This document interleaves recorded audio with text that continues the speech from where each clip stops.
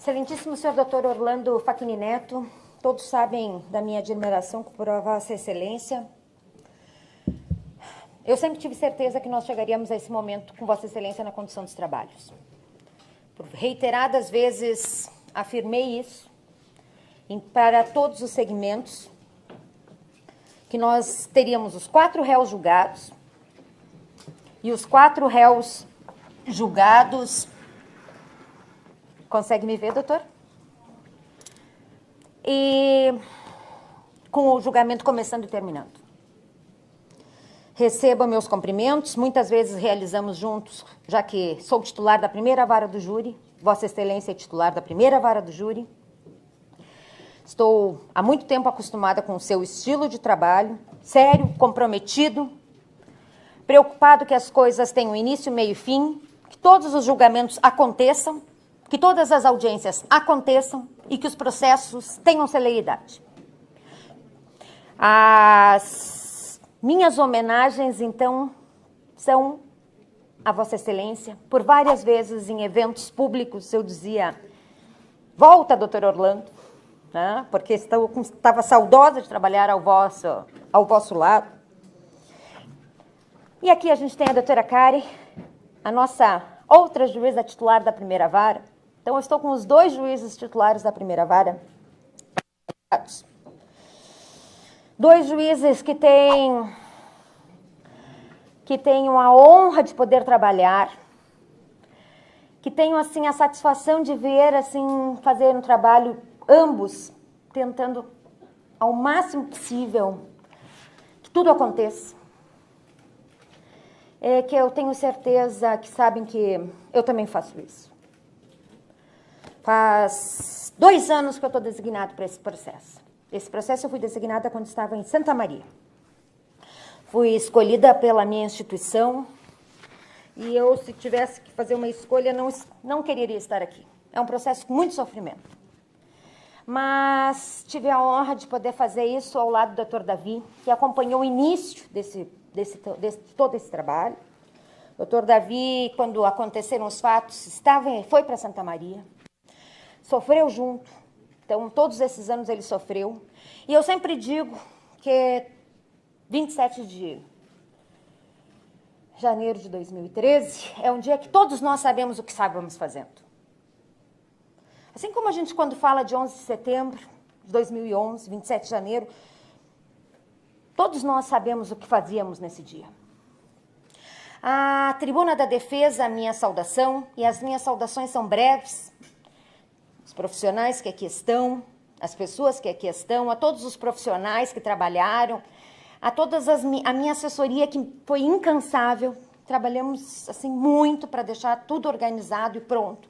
Foi o processo certamente mais trabalhoso da minha vida, porque tudo é muito extenso, muitos depoimentos, 915 depoimentos, volumes, mídias. Todo mundo que me conhece sabe que eu jamais viria para um processo desse sem conhecer todo o processo. Então, para organizar tudo isso, foi realmente muito trabalhoso, porque a gente precisa se encontrar num processo para vir a julgamento. E era essa a minha preocupação. Então, a minha saudação a toda a minha equipe, em nome da Luísa, que foi meu braço direito e esquerdo em tudo isso. E a Lívia, do Dr. Orlando, porque eu sei que a Lívia foi a grande auxiliar do Dr. Orlando, então sintam-se todas as pessoas que colaboraram para tudo isso, saudados em ambas as instituições, com isso saudadas nesse trabalho. Aos presentes, familiares, meu coração, assim, não sou de Santa Maria, mas meu coração agora é um pouco de Santa Maria. Meu sofrimento, minha dor, eu sei o quantas vezes eu chorei com vocês e por vocês nestes 2 anos. Porque o mundo inteiro chorou quando aconteceram os fatos. O mundo inteiro se solidarizou com vocês quando aconteceram os fatos. Mas só quem conhece a realidade desses fatos,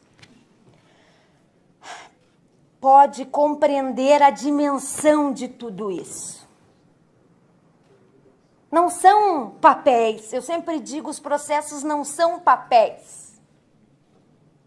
São pessoas. São sentimentos.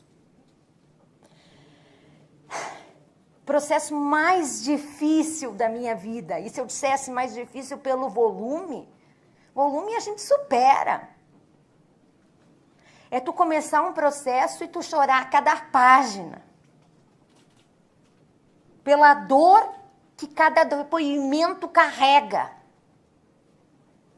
Pela dor que cada palavra carrega. É a diferença de tu ler outros processos. E esse é imensurável. É completamente diferente.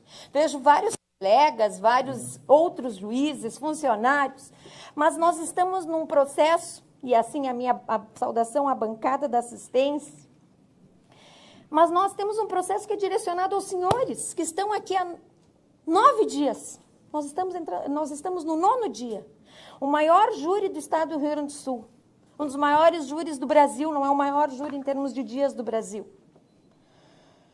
Eu já tinha feito júri 3 dias e eu já tinha ficado esgotada. Quando eu tinha feito um júri de 3 dias. Quando eu chego aqui num júri de 9 dias, eu dizia, meu Deus do céu, me dê forças, porque eu sabia que eu teria um júri longo pela frente, para encarar esse desafio, porque eu tenho vítimas sobreviventes e famílias que esperam a minha força no dia de hoje. Em todos esses dias. Eu sempre digo que eu tenho assim uma carreira, toda ela voltada para o júri. Há muitos anos atrás,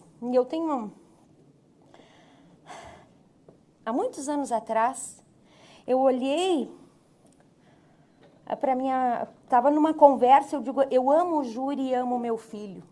E a minha mãe e minha irmã saltaram e disseram assim, tu tem que dizer o contrário, que tu ama teu filho e ama o júri. Sim, é óbvio que eu amo mais meu filho do que o júri. Mas o júri é minha vida. Por quê? Porque eu tenho jurados que vivem e acreditam no que é correto e sabem o que é correto. Nós estamos aqui julgando aquilo que nós queremos para amanhã na nossa sociedade. Nós estamos aqui. Quando a gente tem aqui, eu tenho esse botão que eu tenho usado aqui todos os dias. Quis que não se repita. Nós estamos aqui para dizer isso. Os senhores têm aqui uma missão que vai muito mais do que julgar. Os senhores estão aqui para mostrar que as coisas não podem acontecer de novo. Nós estamos aqui para mostrar ao mundo, para a história do mundo, que as coisas não podem se repetir. Os senhores têm mais do que uma missão de julgar. Os senhores têm a missão de mostrar que jamais nós podemos permitir que se ache correto. De todos os depoimentos que eu vi aqui, tiveram depoimentos que me deixaram. Mas quando na manhã de sábado eu vi aquele produtor que fazia festas e eu questionei a ele, mas o senhor ainda faz festas? Não. Mas se fizesse, continuaria a acender fogos? Sim. Aquilo me fez subir assim uma coisa que eu pensei, meu Deus, tudo que a gente está fazendo aqui não serve para nada. 242 pessoas morreram em vão. Centenas de pessoas ficaram feridas em vão. Sofrimentos vieram e vão continuar existindo em vão. As pessoas vão continuar achando bonito tudo isso. E o que nós temos que avaliar? Nós temos 4 pessoas para julgar. E é isso que os senhores vão julgar no dia de hoje. 4 pessoas. no dia de hoje, eu quero dizer, no decorrer, né? Nós temos 4 pessoas para julgar, e todo mundo sabe que um dia eu fui professora, e que eu amo quadros. Eu, antes de ser promotora, um dia eu fui professora. Eu estou com 3 jurados que estão aqui pela primeira vez, e provavelmente, talvez não saibam da minha história. Mas eu fui professora, dava aula para os pequenininhos. Eu sou promotora por opção de vida. E nós temos 4 pessoas que os senhores vão ter que julgar, cada uma com a sua história de vida. A primeira delas, que é o réu, né? Elisandro. Cada um delas vem com uma história. O réu Elisandro, que todo mundo conhece por Kiko, e eu assim passei a chamá-lo, porque quando eu falo em Elisandro, parece que não estou falando do réu que está sendo julgado, mas os senhores vão julgar a conduta de Elisandro, né? Então é assim que vocês o chamarão. Eu e Elisandro, os senhores puderam compreender muito bem que era o dono da boate, e a boate, na verdade, sendo bem sinceros, senhores, sempre foi da família dele. No início da boate, ela começou no contrato social com Alexandre Costa, com a irmã daquele Tiago Muti que estava aqui, que, na verdade, era o proprietário. Ele que era o proprietário, e eu acho que os senhores conseguiram captar muito bem isso. É mais um funcionário da GP Pneus, que é da família do Kiko. É que, senhores, era só um laranja, e como tal está respondendo a um processo criminal sobre isso. E eu diria para os senhores, a Kiss, e eu sempre digo assim, que ironia. A Kiss, que tem o nome de Santo Entretenimento, então, que começou com um nome de santo, é que tinha um nome de fantasia que em inglês se remete a beijo. Trouxe tanta desgraça, uma boate que tinha nome de santo e que remetia a um ato de amor, só trouxe desgraça, tanto sofrimento. Ele era, eu vou dizer para os senhores, eu tenho para mim que ele nunca deixou de ser dono, mas essa empresa sempre foi da família dele. Nós temos uma segunda pessoa, que é o Mauro. E o Mauro, a tese dele é que ele era apenas um investidor. E como diz o doutor Pedro, se eu não vou investir, as pessoas investem em ações e não em bote.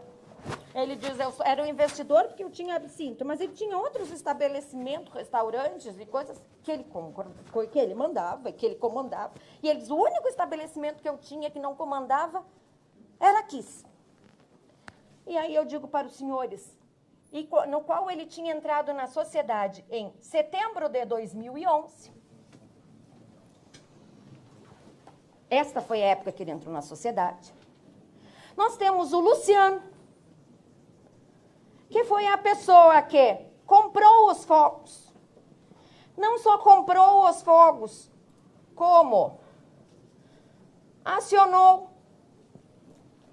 É que, senhores, passa o processo inteiro dizendo, eu não tenho nada a ver com isso, eu não sei, não, eu sou apenas um rapaz simples, eu não sei por que me chamam de produtor de palco.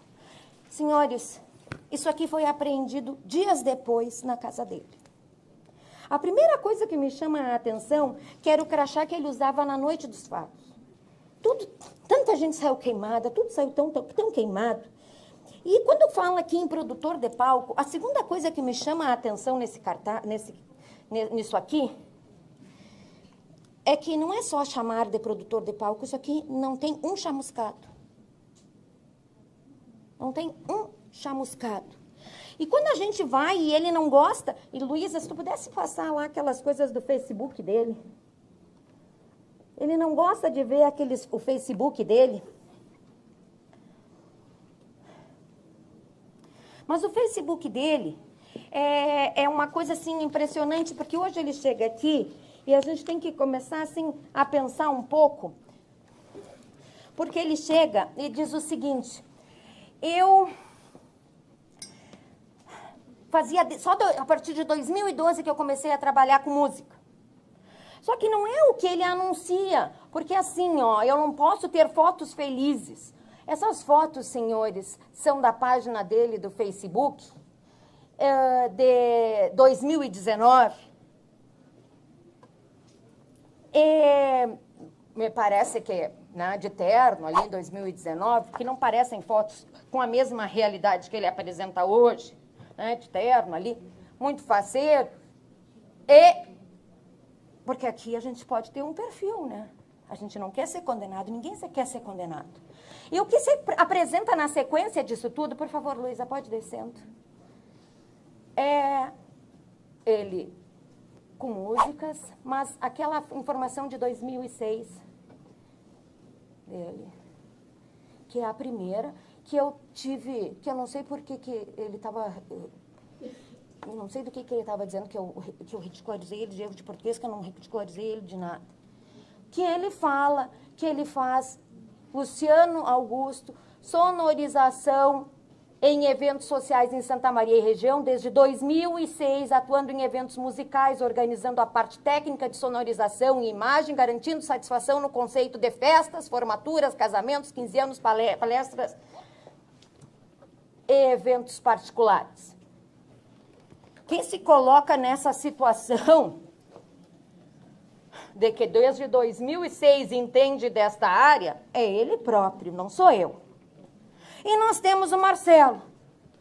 E o Marcelo, senhores, estava com um fogo que tem que ser acendido parado, que não pode ser mexido, que tem que ser acendido parado, mas pulando, é um fogo que tem que ser acendido numa mesa parada. De que forma ele está?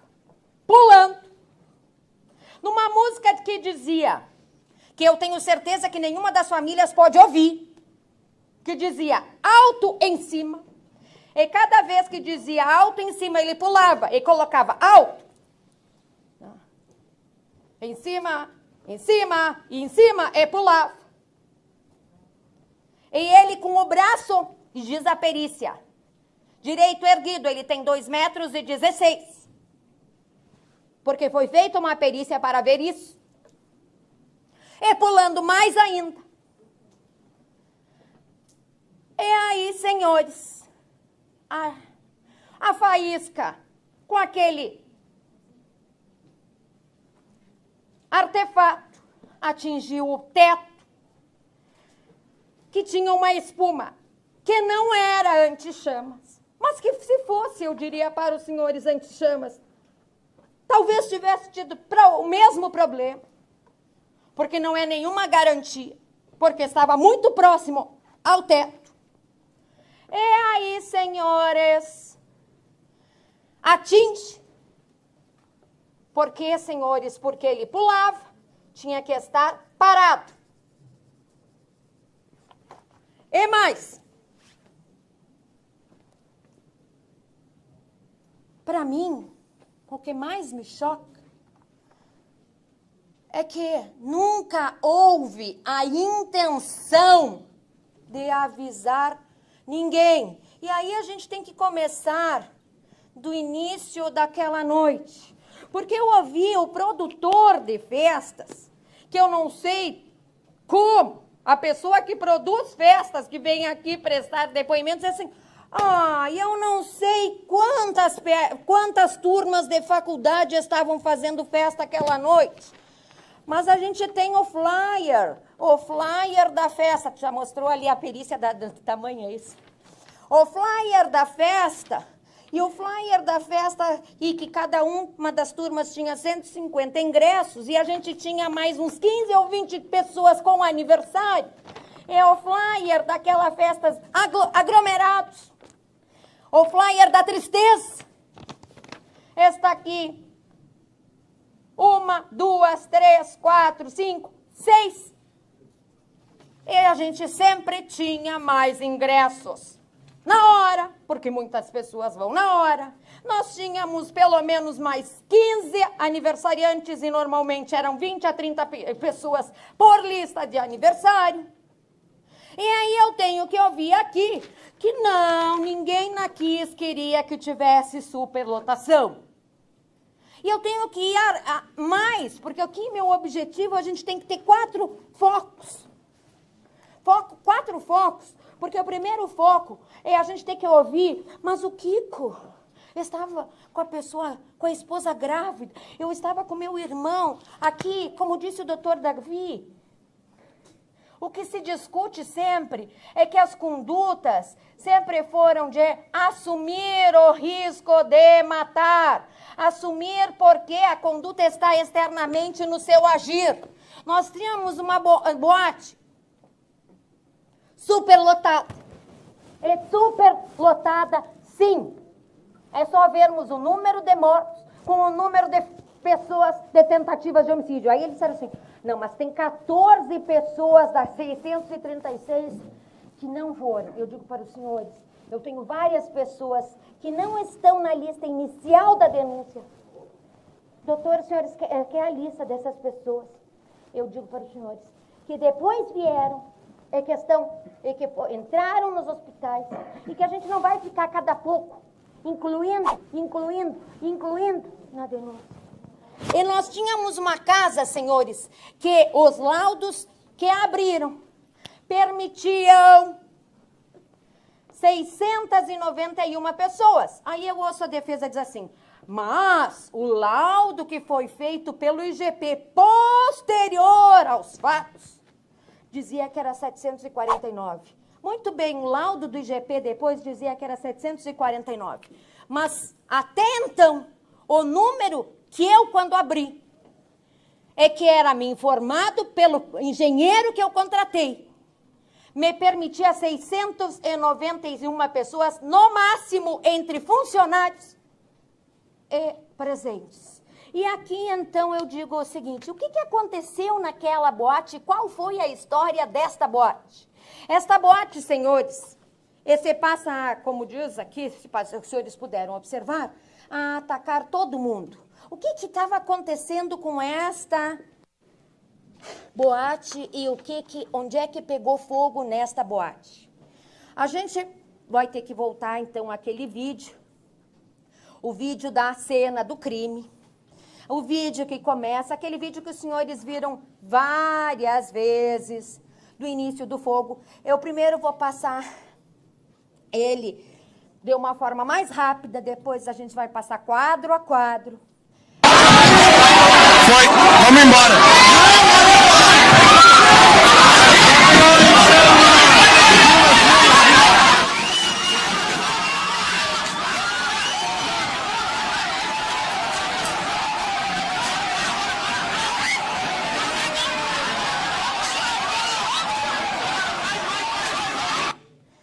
Agora, Luísa, por favor, nós vamos indo quadro a quadro. Eu disse para os senhores o seguinte, o Marcelo estava ali, ele pulou com o Sputnik, com o material que era para utilizar em ambiente externo, num ambiente interno.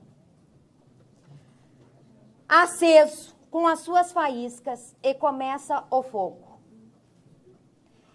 Os senhores podem observar, e é isso que eu tinha salientado. A Luísa saiu a imagem. Deu, voltou. Pode ir.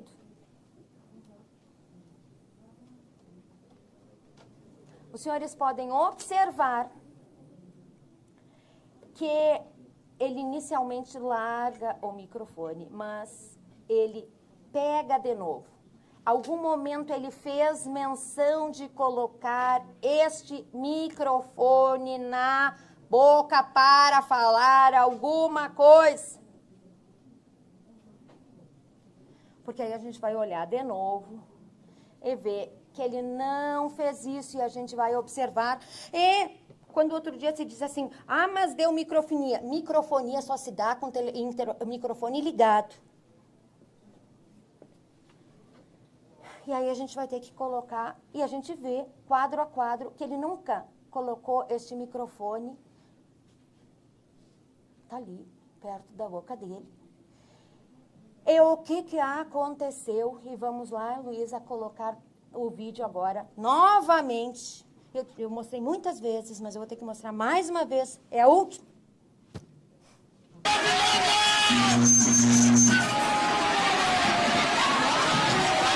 Foi, vamos embora.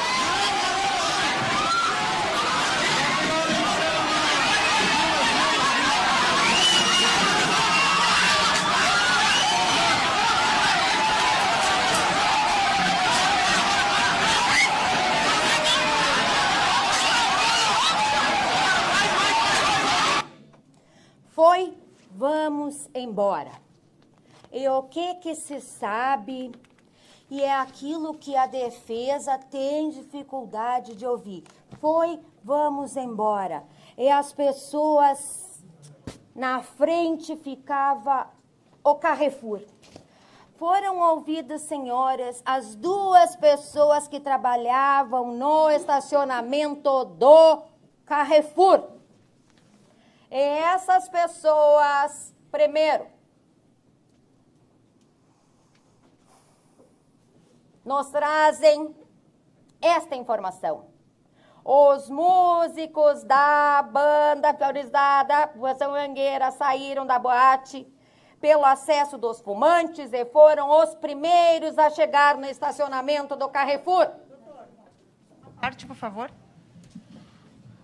Diga, doutora Tatiana. Doutor, Por favor, só que seja a parte legal, tá, doutor? Uma parte de 1 minuto. certo. Acrescentar 1 minuto. Doutor, mais uma vez eu quero que a doutora Lúcia explique para os jurados pontualmente o que tem de relevante nesta foto para o Marcelo e para o Luciano. Isso a senhora poderá fazer Doutor, na sua fala. Doutor, mas assim, ó, eu gostaria, porque isso aí ela está insistindo, doutor. Eu sei, eu sei, mas é o trabalho da promotora. Quando a senhora fizer o seu, a senhora terá liberdade. Mentindo okay? de novo. Não, eu acho que aí a gente não precisa partir para isso, doutora Tatiana.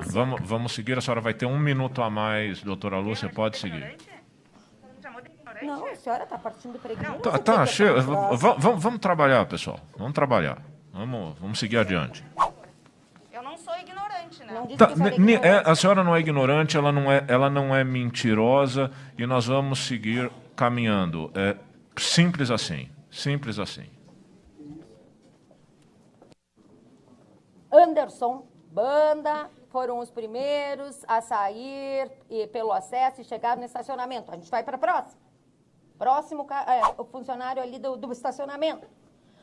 Os primeiros a sair foram os componentes da banda e reconheceu-os, pois uns carregavam um instrumento, tipo uma guitarra, não lembrando a roupa. Aí a gente vai para uma das pessoas que estavam ali, uma das moças que estava ali na boate.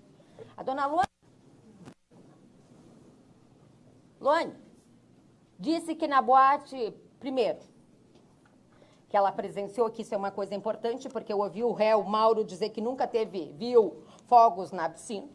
E ela vai dizer que já foi na piscina e viu esse show do Cícero e Sandro com artefatos pirotécnicos. Isso eu só quis salientar aqui, porque já que estava no depoimento que eu ia mostrar, para dizer que é mentira. Né? As duas boates, né? Tanto a do Mauro quanto da Kiss, ambas tinham fogos. Não vem aqui se bancar o Sandro. Na minha boate não tinha nada. Não, ambas tinham. Mas aí a gente vai adiante. A dona Luane vai nos trazer. Refere que a banda foi a primeira a sair, correndo do local, mas ninguém avisou nada pelo microfone sobre o fogo na boate. E, aliás, isso de ninguém avisar nada sobre o fogo na boate é pacífico, porque a gente vê. E aí o Venâncio disse, não, mas eu desliguei o microfone. Mas não teria microfonia. A microfonia só dá com o microfone ligado. E aí eu digo para os senhores, dolo é assumir o risco. A banda se apresentava com fogos? Sim. Corriqueiramente? Pois bem, a doutora Tatiana nos trouxe uma informação que nós tínhamos a revista essa, que eles divulgavam, e que foi apreendida, dizendo que eles, a revista da gurizada, dizendo que eles tinham uma estrutura para efeitos visuais e pirotécnicos, os quais fazem a identidade da banda. Porque o Kiko e o Mauro dizerem que não sabiam que a banda se apresentava com fogos É um absurdo. Mas aí, eu digo para os senhores, a doutora Tatiana trouxe uma informação que me chama a atenção. Por quê? Porque esses 2 materiais foram apreendidos na casa do Márcio. O auto de apreensão, inclusive, consta do processo. E quando foram apreendidos, não dizia que sua cartaz era de 2000. E a doutora Tatiana nos esclareceu que esse cartaz era do ano de 2000. E esse fato aconteceu em 2013. Então, há 13 anos já tinham fogos. Então, eles eram mais do que sabedores do que se fazia e como se utilizava fogos. E de acordo com a legislação, a primeira coisa que se fala, quando se fala em fogos, é necessário, pela legislação. O que é necessário pela legislação, Lu? Dame.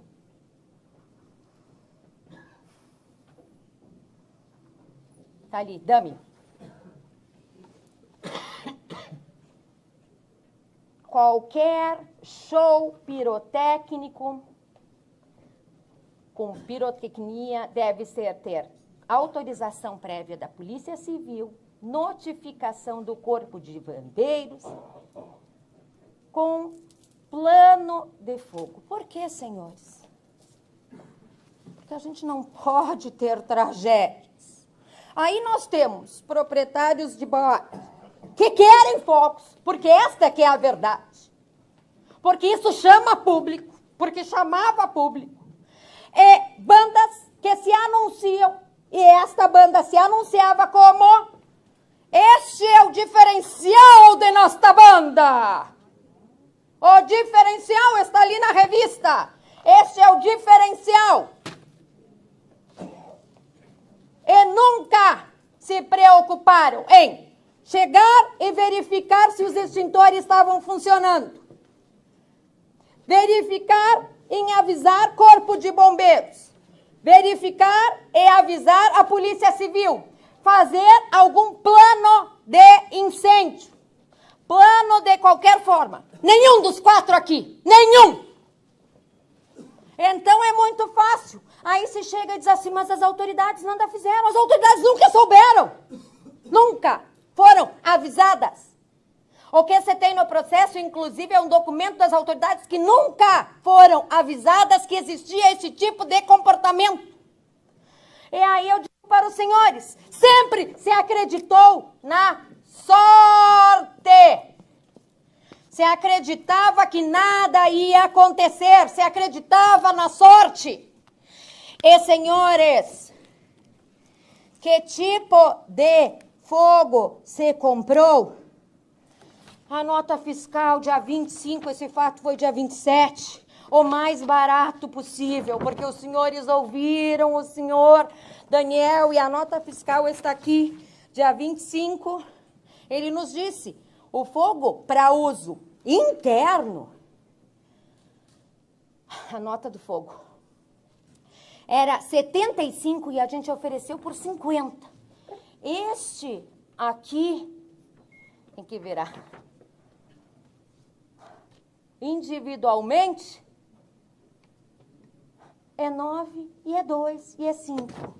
E aí, senhores, eu me obrigo a mostrar um videozinho que é um teste de espuma numa manequim que foi feito após o caso Kiss, para que a gente compreenda um pouco essa situação. Vamos lá, Lu. Você viu no... Teste de espuma na manequim.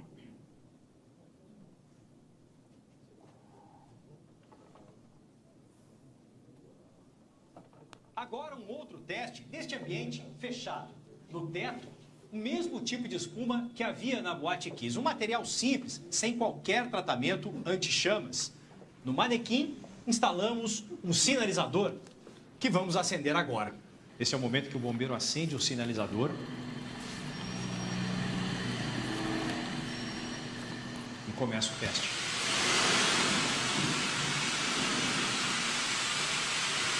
A gente já vê que tem chama na espuma, pega fogo rapidamente. muita fumaça, olha só, a quantidade de fumaça. E o fogo se propaga rapidamente, olha a espuma inteira tomada já pelo fogo. Você vê resíduos da espuma agora caindo ali do teto. Por qualquer fresta, é grande a Pode terminar. quantidade de fumaça que sai. Então, depois de alguns minutos que você está respirando...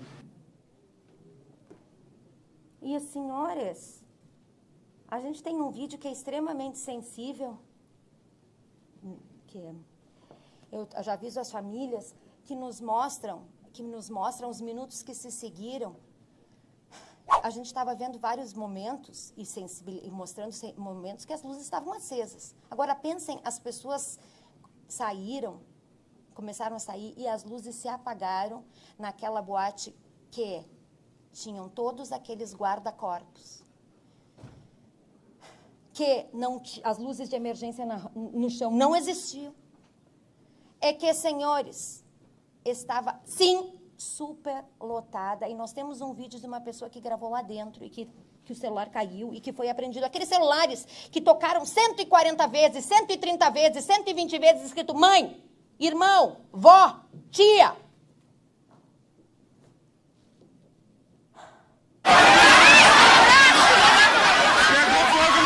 Pegou fogo na Kiss, né?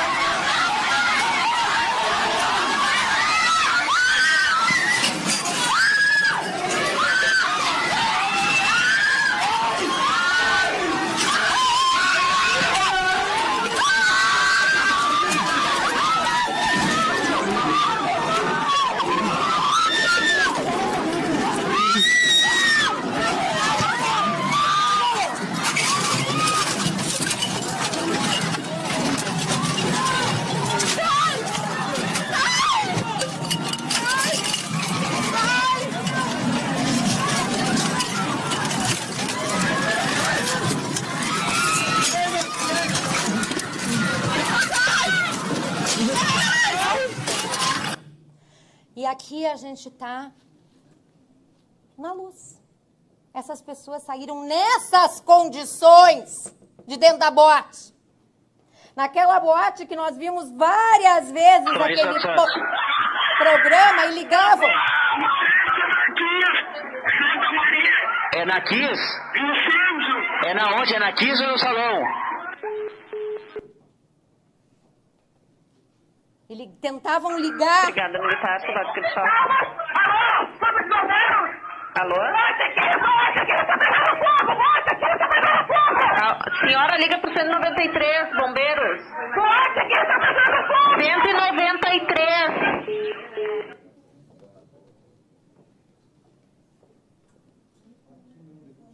E aí eu digo para os senhores, a gente viu várias vezes aquela maquete acesa.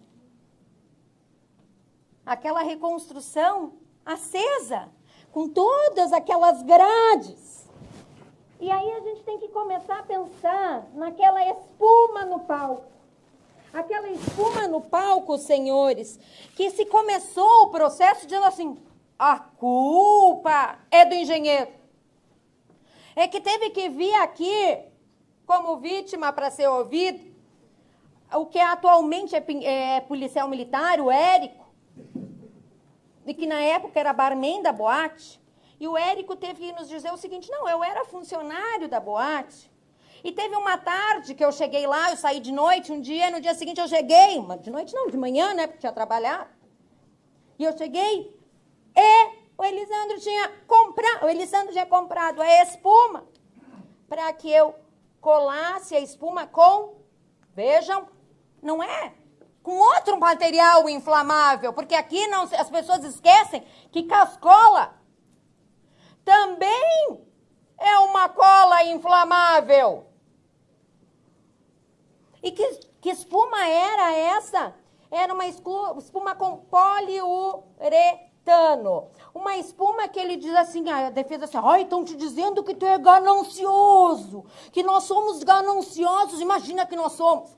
Senhores, a espuma que se vendia, que é anti-chamas, nós temos uma comparação, porque no Bar Boêmia foi comprada a espuma, vendida pelo engenheiro Samir, que era anti-chamas, com a espuma que foi comprada em, vamos lá, 24 de julho de 2012, depois que o Ministério Público esteve lá, que foi em março de 2012, se pudesse virar, espuma anti-chama, valor, 9 mil. Espuma comprada pela Bote, 990 reais. Ah, mas ele não é ganancioso. Não é ganancioso. É que nem a história dos fogos. É que nem a história dos fogos, e aí se diz assim, para o cidadão que se dispõe a vir aqui, e que nos diz, na minha loja, que está aberta até hoje, meu funcionário, eu estava de férias, eu disse para ele, não fala nada, não dá nenhuma entrevista. Foram lá, porque foi na minha loja que foi comprado os fogos. E meu funcionário, sem saber, vamos para o vídeo da Cabum mais uma vez. E esse funcionário foi lá entrevistado pelo pessoal do Fantástico, do Jornal Nacional, da Globo. E essa pessoa disse, olha, eu orientei. E nós vamos ver que quem comprava todos os fogos era sim o Luciano. Para adultos, sem saber que estava sendo... Em qualquer dessas situações, parado, senhores. A gente não pode acender estes fogos agitando. Nenhum dos dois. Mas a gente faz tudo errado. E com uma luva, que aí a defesa trouxe uma luva, dizendo assim, ele teria se queimado. Aí eu peguei a testemunha que tinha visto a luva, que era o Érico, Érico, foi esta a luva que vinha até aqui. Aí, ele disse assim, aí a doutora Tatiana grita de lá, diz assim, não, eu quero dizer que a luva que eu juntei dizendo que era a luva, porque a luva de verdade mesmo se queimou e nunca foi encontrada. Não é mais a luva que eu disse que era. Eu não pude nem começar a perguntar. E aí a gente vai, senhores, para que eu tenho que trazer algumas informações, porque eu tenho que tratar aqui de vários réus, em relação à questão do Luciano. Porque o Luciano chega aqui e diz assim, eu não entendo nada, era o Danilo. Eu comecei mostrando o seguinte, Luciano desde 2006... Ele próprio se intitula que trabalhava com isso. Saiu com o crachazinho limpinho, branquinho. Eu digo para os senhores, ele conhecia, tinha domínio do que fazia e acreditava sempre na sorte. Quando se acredita na sorte, se assume o risco. Ninguém avisava nenhum órgão, ninguém conferia nada, ninguém fazia nada. Se chegava lá, se chegava na loja e dizia assim, eu quero chuva de prata e quero Sputnik. E aí se chega agora e diz assim, não, eu não sabia o que eu comprava. Vamos lá, senhores, os senhores vão comprar unitariamente uma coisa e não sabem o que estão comprando. Os senhores pedem uma coisa unitariamente, mas eu não sei o que eu peço. Eu peço uma coisa, mas eu não sei o nome. Essa é a que eu ouvi aqui, doutor Amadeu. Senhor, com a sua experiência, o senhor chega numa loja, pede uma coisa, mas não pede pelo nome, mas depois não sabe o que é o nome.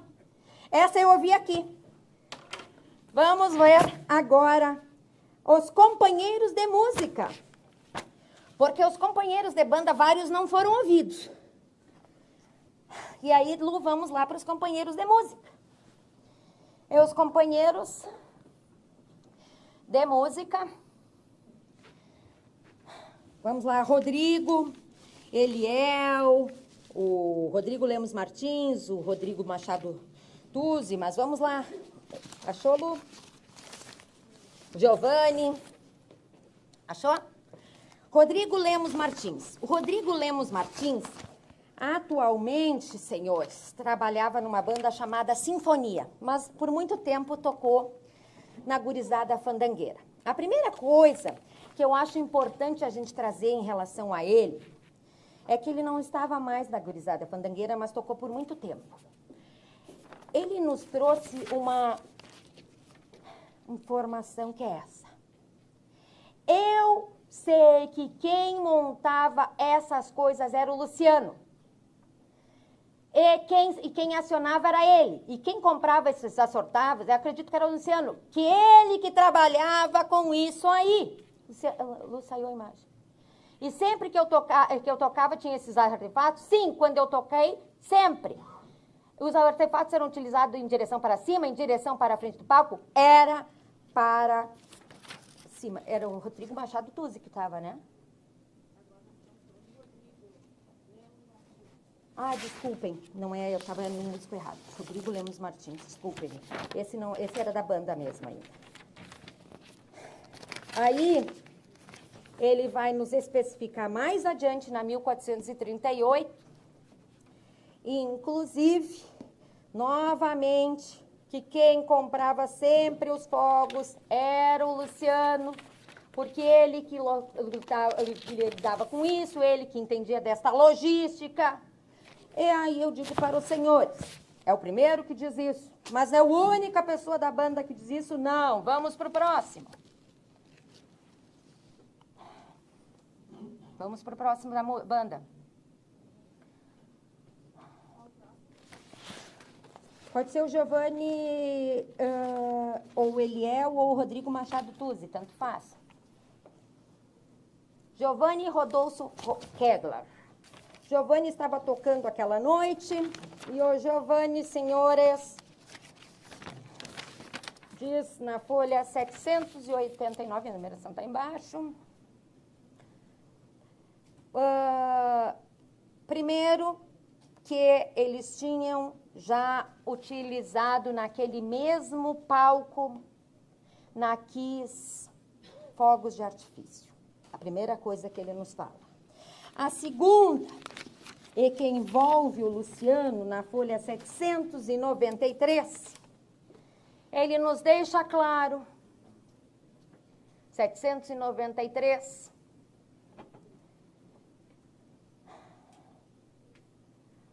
a organização do show, quem cuidava dos instrumentos dessa parte pirotécnica e quem montava o palco era o Luciano, era o responsável pelo cálculo, pelos instrumentos em geral. E, senhores, na folha 795, ele vai nos trazer uma informação que é importante em relação ao Kiko. Por quê?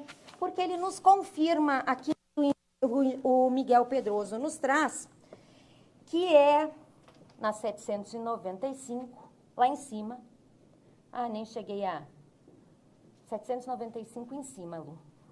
Enfim, mas não sei se até se eu grifei, mas, enfim, ele tinha nos informado nesse depoimento também que espuma não serve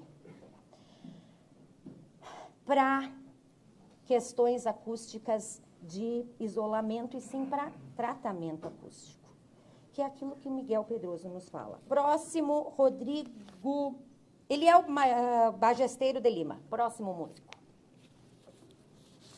Ele é o Bagesteiro... Eliel. Lu, Eliel. Eliel, Lu.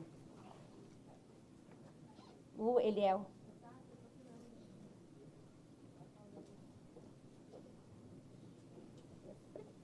Tá demorando. O Eliel.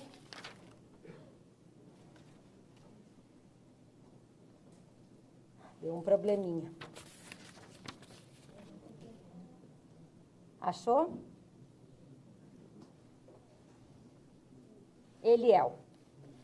Na folha 428.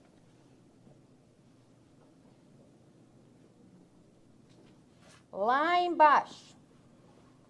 Tu disseste que te apresentava junto com a gurizada fandangueira em torno de 9 meses. Desde que tu começou a trabalhar, já se te apresentavam com shows pirotécnicos?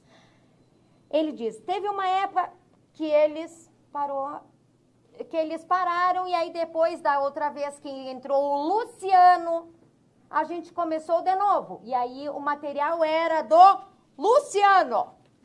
Era o Luciano que fornecia, o material era dele, o equipamento era dele. Qual equipamento? O equipamento dos fogos, era dele. Aí ele entrou para a banda, começou a trabalhar e aí ele levou para usar. Senhores, ele nos traz na folha 437 uma informação que eu queria que os senhores gravassem. E qual é esta informação? A informação de que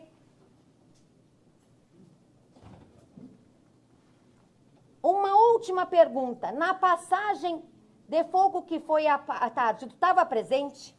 Estava. Esse mesmo momento, o Luciano já estava preparando os fogos? Resposta: sim. Momento da preparação, ele fazia de forma a tentar suprimir que alguém visualizasse isso, ou ele fazia em cima para qualquer um ver?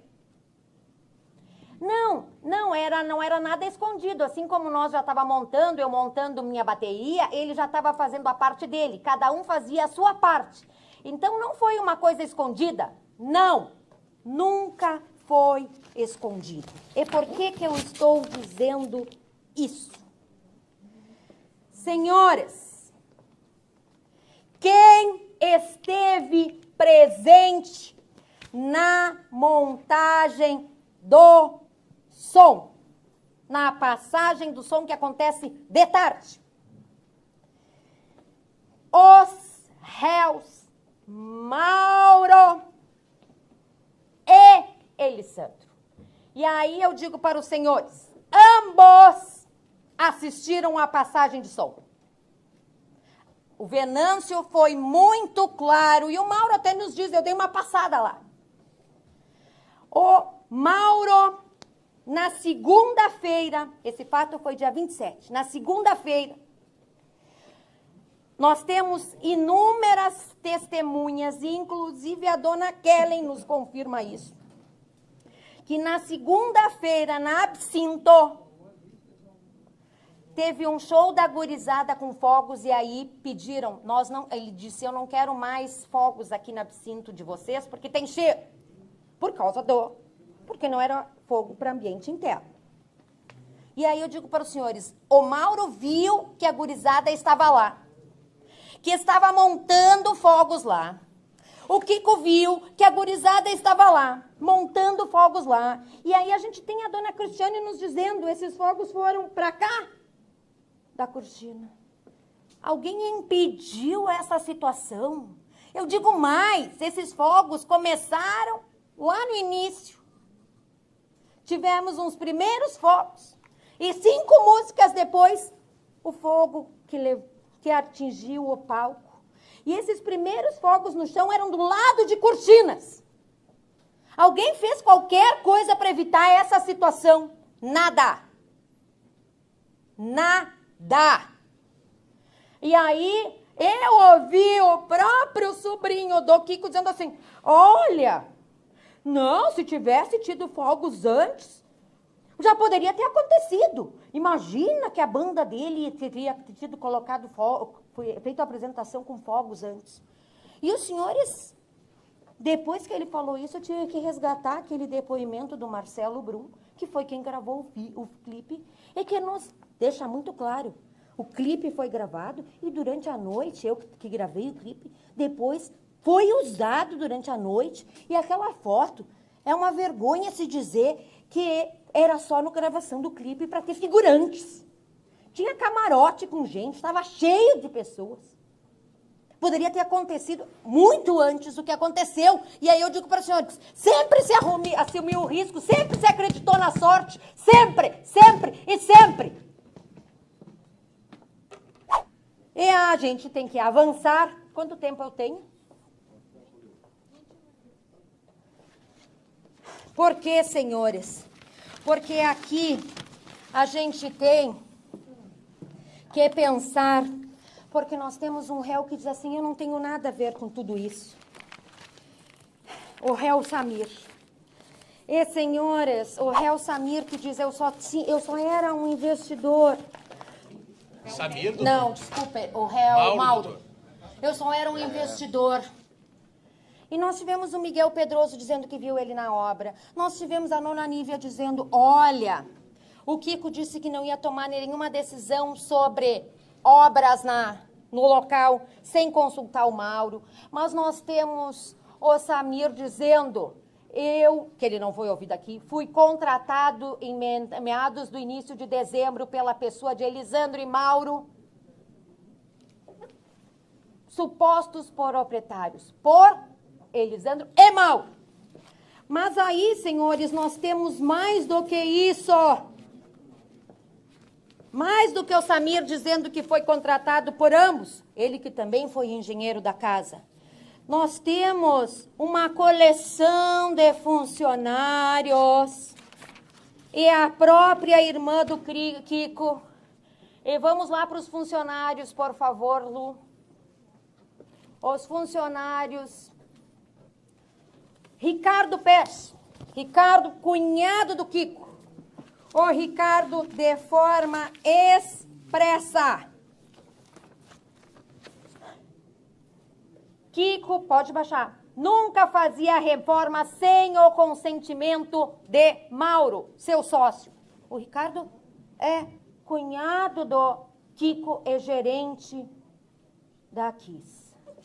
Pois esse sempre dava uma passada para ver, Mauro ia frequentemente, ia lá conversar com Kiko. Aí a gente vai para a próxima pessoa. Dona Ângela, irmã do Kiko. A Dona Ângela nos diz, irmã do Kiko, tá lá. Todas as exceções e assuntos importantes eram objeto de diálogo entre Elisandro e Mauro, uma vez que esse último também tinha poder de decisão na sociedade. Mauro não se limitava a perceber lucros. Havia periódicas conversas pessoais entre eles. Aí a gente vai pro próximo. Bruna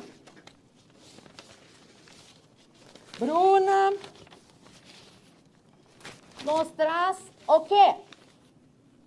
Ela sabia que a boate pertencia a ambos. Saiu a imagem.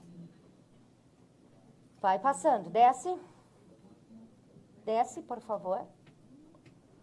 Em uma tarde viu Kiko e Mauro olhando a entrada da boate e fazendo sinais. Acredita que iriam alterar alguma coisa nos caixas e retirar uma grade de ferro localizada em frente aos caixas. E aí eu digo para os senhores, e essa grade foi a que impediu muitas pessoas de sair. E aí eu digo para os senhores, por que já não tinham tirado? Vamos adiante. Diogo, primo do Kiko que fez obras na casa. Quem determinava as reformas era Kiko e Mauro. E eu digo para os senhores, as reformas que ele se refere, que ele fez, foram as reformas do TAC, que colocaram a parede. E ele que fez a obra disso tudo. O Érico, que nós ouvimos, que aqui também confirmou, pode ir adiante. E aí, senhores, as decisões eram do Kiko e do Mauro, e ele nos confirmou aqui no depoimento dele também. E, senhores, eu sempre digo que tem uma coisa que me revolta, se tem uma coisa que me revolta nesse processo, é saber que milhares não, porque nós não tivemos milhares de mortos, que várias pessoas foram impedidas de sair pelos seguranças. Nós tivemos vários depoimentos nesse sentido, que quando começou o fogo, e a gente sabe que tudo apagou, que a fumaça era preta, então não tinha como não saber o que estava acontecendo. Os seguranças impediram. Por quê? Porque tinha que pagar as comandas, e aí a gente está falando em ganância. Porque essa era a orientação da casa. E aí eu digo para os senhores, a gente aqui, eu pincelei várias pessoas dizendo isso, e por favor, vai baixando, Lu. O declarante saiu e quase ficou preso, a porta estava fechada, e quando foi aberta, as pessoas caíram, ficou prensado. Vamos lá, Lu. estava trancada a porta. Aí a gente vai adiante. A Aline, quando estava saindo, que escutou uma moça falar que a porta foi fechada porque estavam saindo sem pagar, que o importante é o dinheiro e não as pessoas. Quando o Kiko estava na frente da boate, tem 4 testemunhas que ouviram ele dizer: ai, a minha boate! Aliás, quando ele chorou ontem, não foi quando ele falou das pessoas, foi quando ele falou da boate. Patrick, as pessoas, vai lá, vai subindo. As pessoas se movimentavam em direção à saída, saíram 30 pessoas e o fluxo parou, acreditando que o fluxo pode ter sido fechado. E aí eu vou dizer, a gente vai adiante, vai subindo, vai indo. A Andressa, ao chegar à porta, ela estava fechada. Vamos lá, vai indo. Chegaram na porta, ela estava fechada, os seguranças não deixaram sair. E a gente vai indo, e a gente tem assim, quando chegaram, não viu muitas pessoas, estavam fechadas as portas. E pessoas começaram a sair, saíram as primeiras. Aí se deram conta que estavam saindo sem comanda e pararam de sair. E, senhores, nós tínhamos 2 portas, a porta corta-som, que também foi fechada, e a porta final, que eram funcionários da casa. Um desses funcionários foi mencionado aqui, que era o André de Lima, que é o Baby. O André de Lima, senhores, os réus, donos da boate, foram condenados já em alguns processos indenizatórios, a indenizar famílias. E foram condenados na Justiça Federal a retornar os valores para a União relativo às questões envolvendo o acidente do trabalho. E eu deixei esse depoimento do André de Lima na Justiça Federal, em que ele prestou depoimento em juízo, para a gente tratar nesse momento, que é um depoimento que ele nos confirma aquilo que todo mundo falava. É um depoimento em juízo que ele disse o seguinte: eu era o segurança que ficava naquela porta lá da frente. O André de Lima, o Baby, era, todo mundo diz, eu não conheci ele, uma pessoa reforçada, grande. E o André de Lima, senhores, corajosamente na Justiça Federal vai nos dizer aquilo que é a orientação dos proprietários era: ninguém sai sem pagar a comanda, mas ele vai nos dizer aquilo que faz. Ouçam! O Kiko se plantou na porta comigo! Matou! Junto! O senhor tinha alguma orientação de não deixar pessoas que não, e ele disse, pagasse a comanda? O senhor tinha essa orientação? Sim, sim. Essa orientação ficava, digamos, para o gerente da casa, o Ricardo Peste, que era na época, não sei se está com ele ainda, era o namorado da Ângela. E ele vai dizer, e aí o juiz vai falar, certo, e o Mauro Londeiro, o senhor chegou a vê-lo lá em algum dia? E ele vai responder, já, geralmente ele aparecia quando as festas eram grandes, festas grandes ele aparecia. E ele chegou a dar alguma ordem ou orientação a título de patrão? Não, ele sempre levava, por exemplo, ao Ricardo, que era o gerente da casa. Para o Ricardo, isso. Ricardo é o gerente da casa? Isso é. Então, assim, não vem aqui dizer, não manda. Manda, assume. Vamos lá. O Kiko, o dono da casa, e o Mauro era o sócio, não é ele? No momento estava ele e a namorada dele. O Kiko é esse Elisandro Score? Isso, esse mesmo. E vamos adiante. Ele é o Elisandro Score? Sim. E ele que fez esse, digamos, junto com ele e o segurança seguraram um pouco a porta, ele vai dizer, e ele me fez, o Kiko, digamos, junto com ele, assegurar um pouco a porta.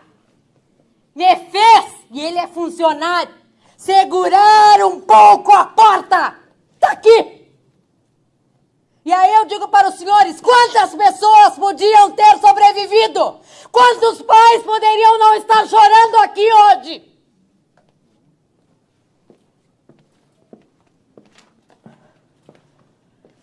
Eu só gostaria de e aí, parei, volta lá, Lu.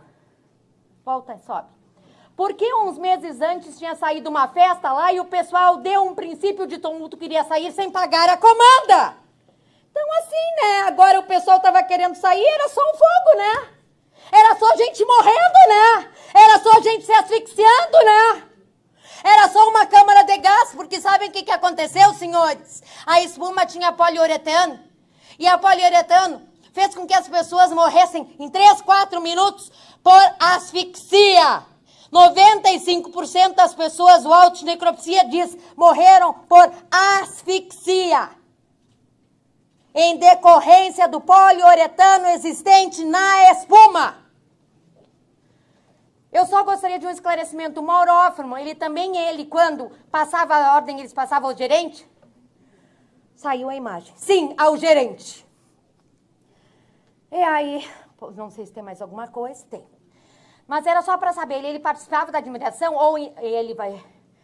Ou então o senhor já ouviu ou escutou ele passando ordem para o gerente, para os que estavam ali todos os dias? O senhor chegou a ouvir isso? Como é que o senhor sabe disso? Ah, geralmente eu via. O senhor via isso? Resposta, via. E aí eu digo para os senhores, por favor, aqui, ambos, senhores, tem 2 depoimentos que me chocam em relação ao Mauro. 2 pessoas, 2 vítimas que estavam lá fora socorrendo. É que disseram, eu vi o Mauro e ambos dizem assim nos seus depoimentos. Ele virou as costas, não me ajudou a carregar as pessoas sobreviventes para dentro de ambulância, para dentro de carro, para serem socorridas.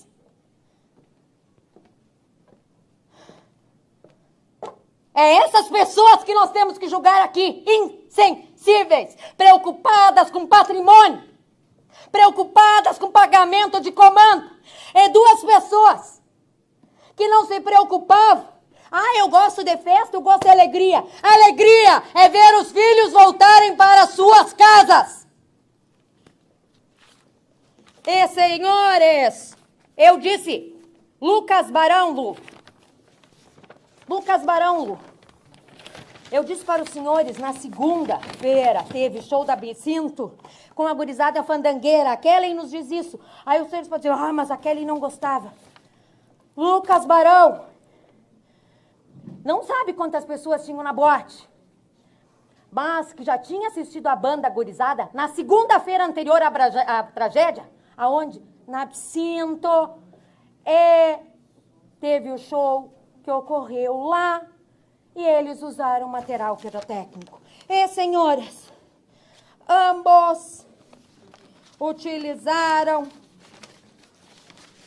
o que eu digo sempre, material pirotécnico na segunda-feira.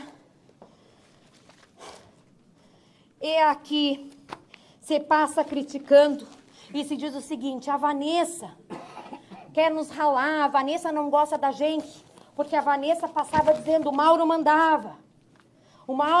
A Vanessa dizia isso, e aí se desacreditava a Vanessa. Mas eu trouxe, senhores, por isso que eu fiz questão de trazer o depoimento do André de Lima, porque ninguém nunca desacreditou o André de Lima. E ele, num depoimento isento, nos traz essa realidade. E nós temos, a polícia, quando concluiu o inquérito, nos traz listas que nos mostram aquilo que nos dá a certeza. Primeiro, superlotação. As listas da polícia nos dão essa certeza. Na data do fato, as listas da polícia, Lu. As listas daquela da polícia. Se tu não achar, deixa assim, que eu não posso mais perder tempo.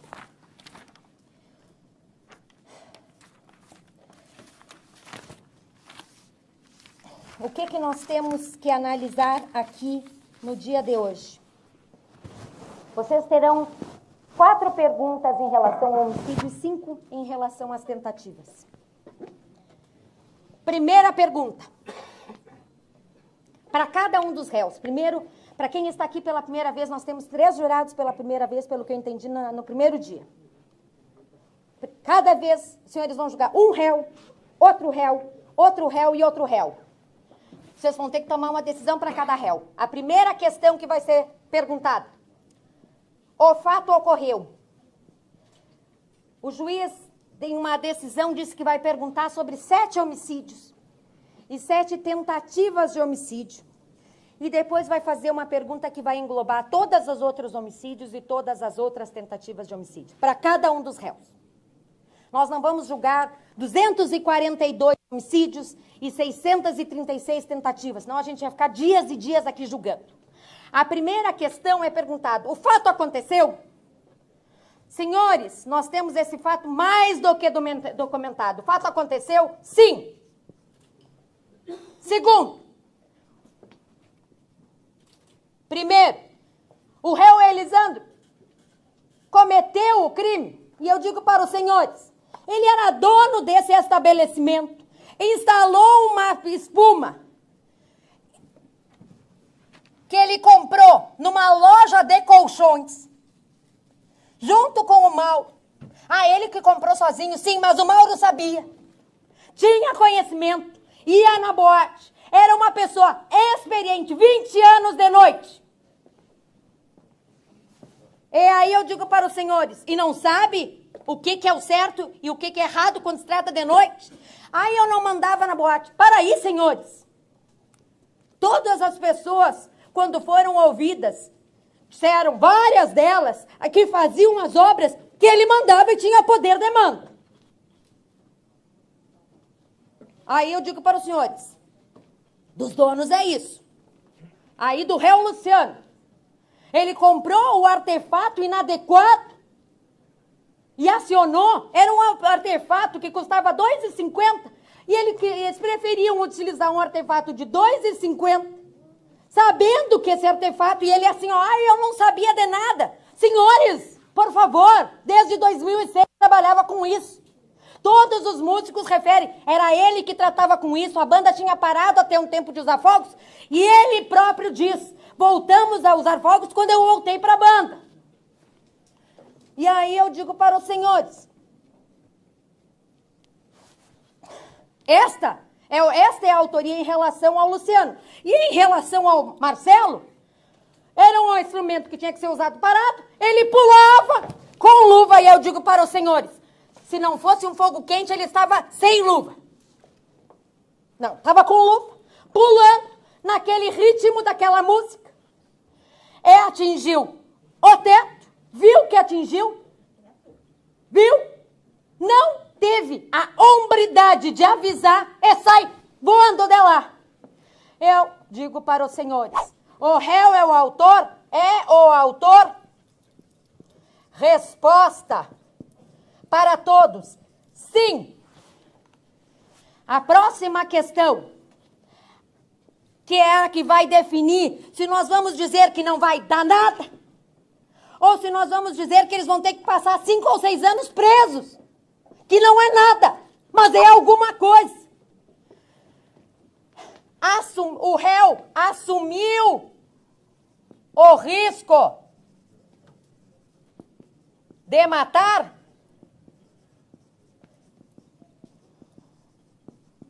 Resposta: sim, assumiu o risco de matar. Nós estamos fazendo história, os senhores querem fazer a história daqueles que disseram que isso é permitido? Ou daqueles que disseram, nós, sociedade, não aprovamos?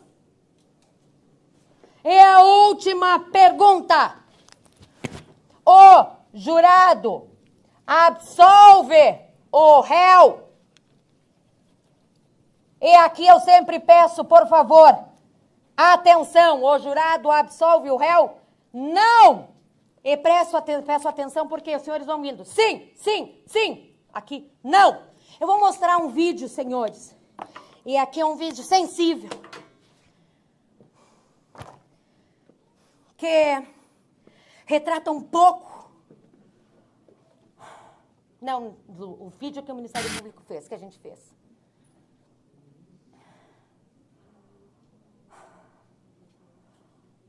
Daquela noite.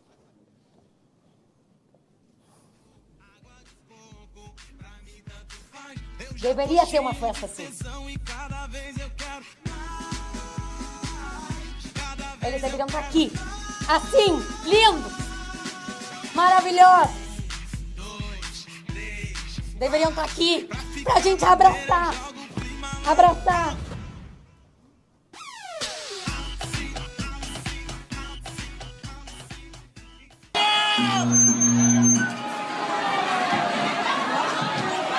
Foi. Vamos embora.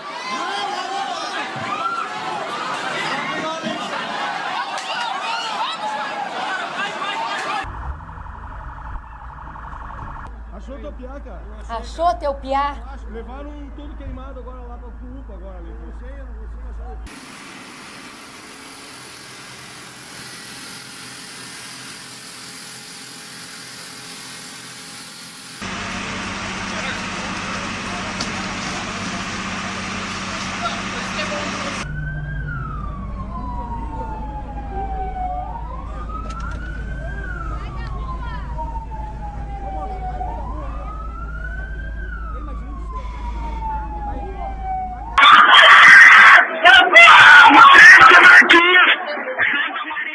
É na Kiss. Eu tenho quanto? Um minuto? Acabou, doutor? Hã?